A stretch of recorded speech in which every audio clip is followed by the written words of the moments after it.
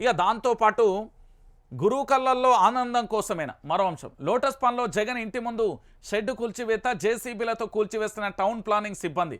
నోటీసులు ఇవ్వకుండానే కూల్చివేతల, బాబు కోసమే శిష్యుడి చర్య అంటూ విమర్శలు.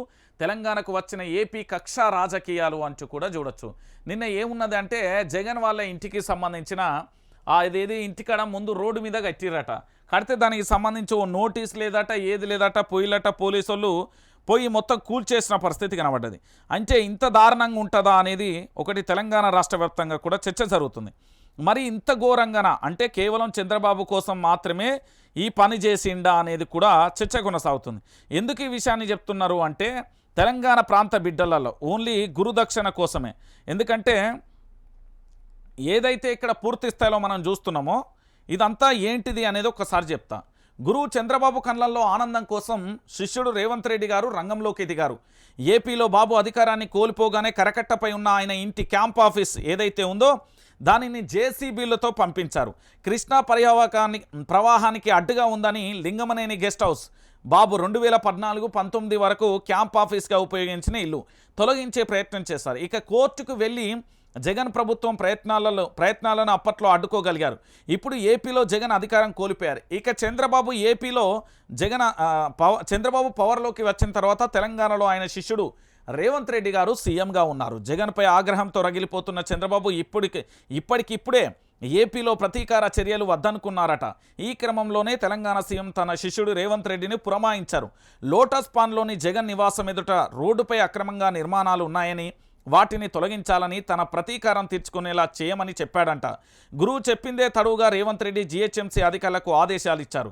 జగన్ ఇంటి ముందు ఉన్న పోలీస్ అవుట్ పోస్టులను తొలగించాలని అల్టిమేటం ఇచ్చారు. సీఎం ఆదేశాలతో శనివారం రంగంలోకి దిగిన జీహెచ్ఎంసీ టౌన్ ప్లానింగ్ అధికారులు జేసీబీలతో జగన్ ఇంటిపై దండెత్తారు. రోడ్డును ఆక్రమించి పోలీస్ అవుట్ పోస్టులు నిర్మించారని వాటిని తొలగించారు. రోడ్డుపై అక్రమ నిర్మాణాలుంటే ముందు నోటీసులు ఇచ్చి యజమానిని తొలగించేందుకు అవకాశం ఇవ్వాలి. అప్పటికీ వినకుంటే అధికారులు రంగంలోకి దిగాలి. కానీ జగన్ ఇంటి ఎదుట ఉన్న పోలీస్ అవుట్ పోస్టు తొలగించాలని జీహెచ్ఎంసీ అధికారులు ఎలాంటి నోటీసులు ఇవ్వలేదు. శుక్రవారం టౌన్ ప్లానింగ్ అధికారులు వచ్చి జగన్ ఇంటి ఎదుట సెక్యూరిటీ అధికారులతో మాట్లాడారు. పోలీస్ అవుట్ పోస్టు కూల్చేస్తామని చెప్పి వెళ్లారు. 24 గంటలు గడవక ముందుకే జేసీబీలతో వచ్చేసి పోలీస్ అవుట్ పోస్టు కూల్చేశారు. ఇక లోటస్ పాండ్లో జగన్ నివాసం పక్కనే ఏపీ పీసీసీ అధ్యక్షురాలు షర్మిల ఇల్లు ఉంది.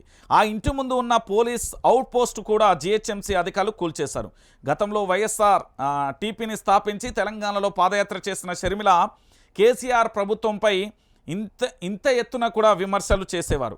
అయితే ఇక్కడ కేసీఆర్ను గద్దెదించే పేరుతో ఆమె ఎన్నికలలో పోటీ చేయకుండా కేసీఆర్ కాంగ్రెస్ పార్టీకి మద్దతు ఇచ్చారు. తర్వాత ఏపీకి షిఫ్ట్ అయ్యారు. అక్కడ పీసీసీ చీఫ్ పోస్టు కూడా దక్కించుకున్నారు.